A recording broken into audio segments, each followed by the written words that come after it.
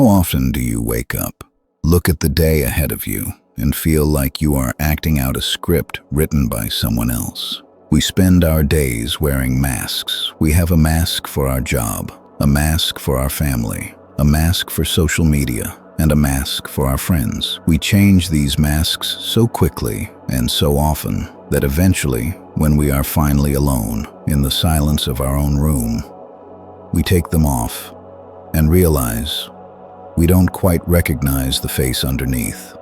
We feel a low-level anxiety, a sense of drifting. We aren't necessarily unhappy, but we aren't ourselves. We are tired, not just physically tired, but existentially tired. Tired of pretending. Tired of chasing things we don't actually want to impress people we don't actually like. We live in a world that profits from your confusion. If you don't know who you are easy to sell to.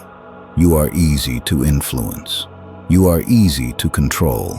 But there is an ancient path, a philosophy of steel and resilience that argues that your primary duty in life is to discover, protect, and develop your ruling center, your true self. Today, we are going to walk through a practical guide on how to strip away the layers of expectation, fear, and social pressure to reveal the person you are actually meant to be. We are going to talk about breaking the mental barriers that keep you small, and we are going to discover that finding yourself isn't a passive act of discovery. It is an active act of warfare against the noise of the world. Welcome, let's begin. Why is it so hard to just be yourself? It sounds like the simplest instruction in the world, yet most of us live in a state of constant contradiction. We say yes when we want to say no. We buy things to project an image of wealth or success. That doesn't match our bank accounts or our values. We pursue careers because they look good on a resume, not because they fulfill our nature.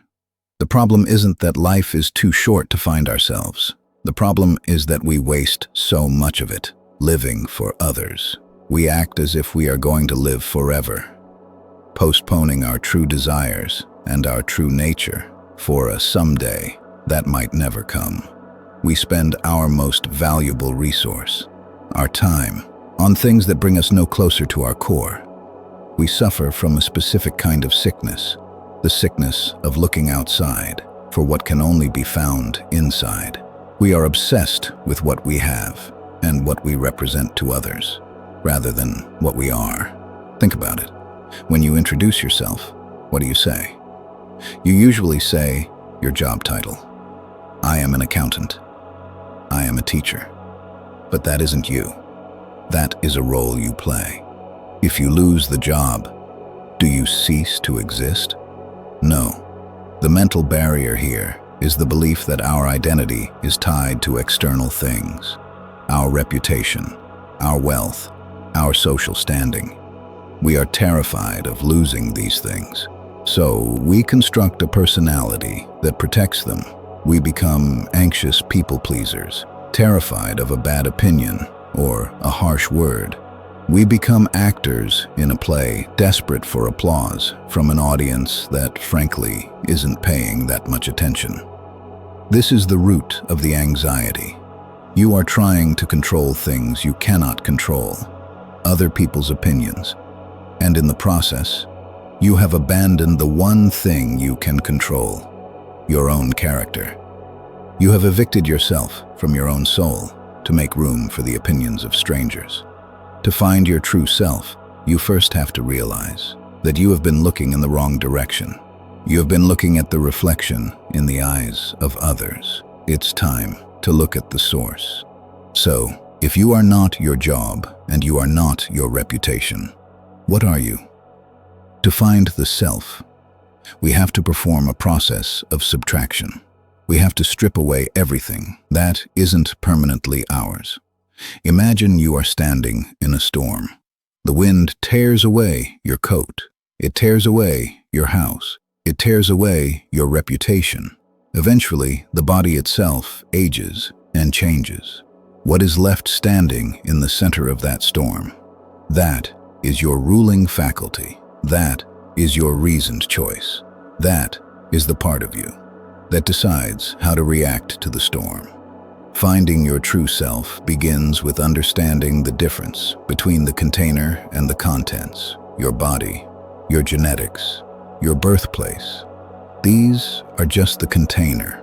They were given to you without your choice. They are the cards you were dealt. The self is how you choose to play those cards. We often confuse our impulses with our self. We think, I want to eat that cake, so that's me. Or, I want to yell at that driver, that's just who I am. But that isn't you. That is biology. That is instinct. That is the animal part of humanity. The true human self is the part that can observe that impulse and say, no, that is not useful to me. To be more yourself, you must develop a relationship with this inner voice. You have to start observing your own mind. When you feel a sudden surge of anger or a pang of envy, instead of letting it take over the wheel, pause. Ask yourself, is this essential? Is this coming from my core values? Or is this a reaction to an external trigger? Most people are puppets. They're pulled by strings. A string of fear, a string of desire, a string of jealousy. The external world pulls a string and they dance. To find your true self is to cut the strings. It is to stop reacting and start acting. This requires a mental fortress. You must treat your mind like a citadel. Outside the walls there is noise, chaos, and other people's opinions. Inside the walls there is reason, values, and your true nature.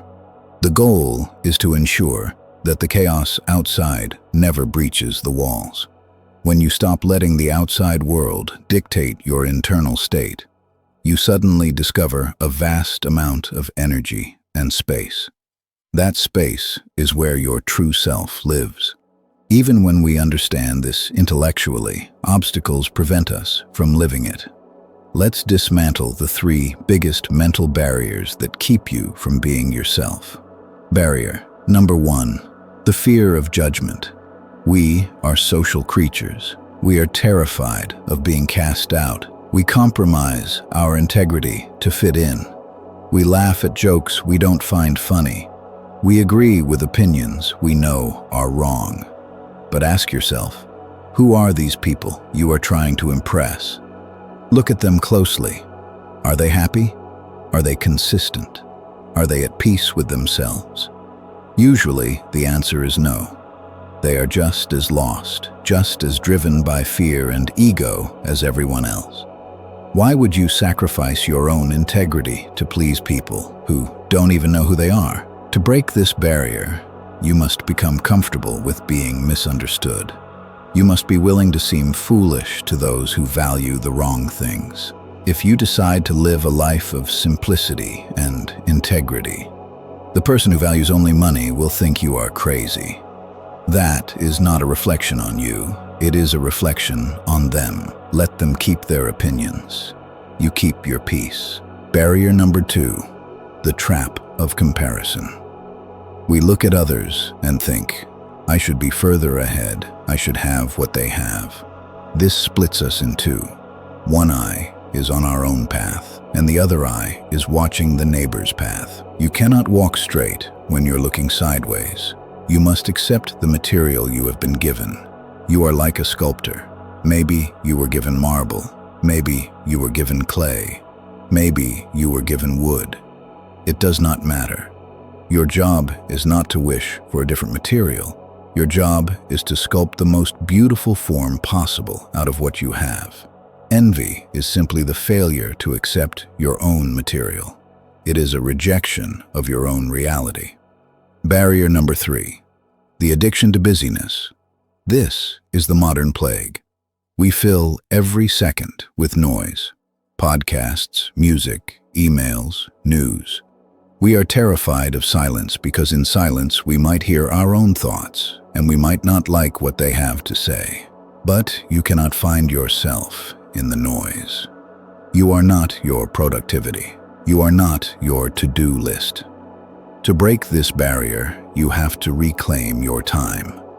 You have to say no to the non-essential. Every time you say yes to something that doesn't align with your core, you are giving away a slice of your life that you will never get back. Stop acting as if you have an eternity to live. You don't. Stop drifting. Stop letting the current of events decide your destination. Grab the oars. Once you have cleared away the fear and the noise, you are left with a blank slate. Now, you must build. Finding your true self isn't like finding a set of keys you lost. It's not something you stumble upon. It is something you create. You find yourself by deciding who you want to be and then acting that way every single day. The hallmark of a true self is consistency. Look at the people around you. They change their masks depending on who they are with. They are one person with their boss, another with their spouse, another with their friends. They are fragmented. Your goal is to be the same person in all situations. Your values should not change because the room changed. If you value honesty, be honest when it is easy and when it costs you. If you value kindness, be kind to the powerful and to the weak. This requires you to identify your core values. What does your nature demand? As a human being, your nature demands reason and sociability. It demands that you work for the common good. When you act in accordance with your nature, when you help others, when you improve your mind, when you act with courage, you will feel a sense of alignment. That friction you feel in your soul will vanish. That is the signal that you are being yourself. Don't talk about what a good person should be. Just be one. Don't theorize about your true self. Manifest it through your actions. If you find yourself in a job that forces you to be dishonest, you must leave it, or you will lose yourself. If you are in a relationship that requires you to be small, you must change it, or you will shrink. This is the hard work. This is why few people actually find themselves. It requires the courage to dismantle the life you built for your false self, to make room for the true one. Ultimately, the journey to finding your true self ends in a paradox. To change yourself and to build the person you want to be, you must first accept who you are right now. Love your fate. This is the material you have to work with. When you stop fighting against your own nature, you free up the energy to grow. You stop trying to be a successful person in the eyes of the world, and you start trying to be a good person in the eyes of your own conscience. So go out today and take off the mask. Speak the truth, even if your voice shakes. Say no to the things that don't matter, so you can say yes to the things that do. The world needs you, not the fake you, not the polished, curated social media version of you. It needs the real you, the rational, social, virtuous human being you were designed to be. Everything starts with accepting yourself, then, brick by brick, action by action, building the person you know you can be. Thank you for watching. If you are ready to walk this path, let's keep walking it together.